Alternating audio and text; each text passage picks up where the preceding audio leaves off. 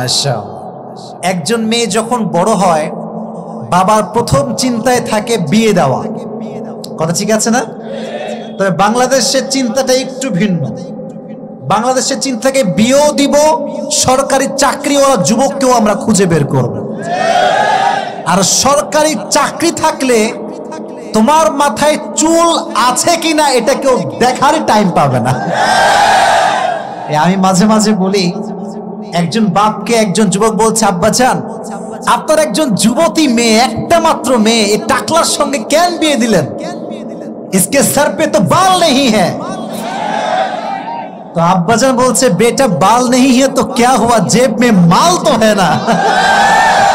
তার মানে আজকাল টাকা থাকলে চরিত্র দিয়ে কেউ আর টাকাতে চায় না, কথা ঠিক আছে কেন? তো নবীজির একমাত্র স্ত্রী, কুমার স্ত্রী, তার নাম হচ্ছে আয়েশা।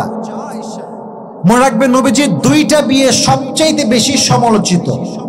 এক হচ্ছে আয়েশার সঙ্গে বিয়ে, আর এক হচ্ছে জাইনাব বিনতে জাহাসের সঙ্গে বিয়ে। আপনারা আমার কথা শুনতে পাচ্ছেন?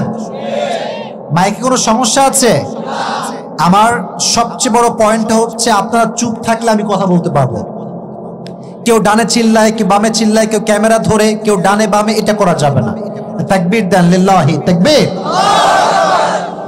বিশ্বনবী যখন আম্মা জান আয়েশাকে বিয়ে করলেন তার বয়স হলো মাত্র 6। জোরে বলেন কত বছর? বাসর রাত যখন হলো, বাসর রাতে নবীজি আম্মা জান আয়েশাকে পাশে বসালেন। বলছে, আয়েশা শোনো, একটা কথা বলি, মজার কথা শোনো। বলছে, নবীজি বলেন কি কথা?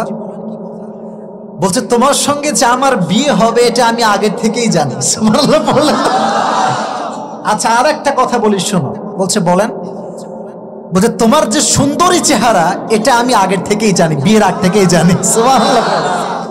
তো আয়েশা বলছে, আরে বিয়ে হবে আগের থেকে জানে, আমিও সুন্দরী আগের থেকে জানি, এটা কেমনে সম্ভব? বিয়ের আগে একটা মেয়ে কতটুকু সুন্দরী না দেখলে কি বোঝা যায়? কথা বলো, না দেখলে বোঝা যায়? আয়েশা বলছে, নবীজি আমাকে বলেন যে আপনি কেমনে বুঝলেন আমার সঙ্গে যে আপনার বিয়ে হবে, আপনি যে আমার জামাই হবেন? How do you know that? কেমনে জানেন?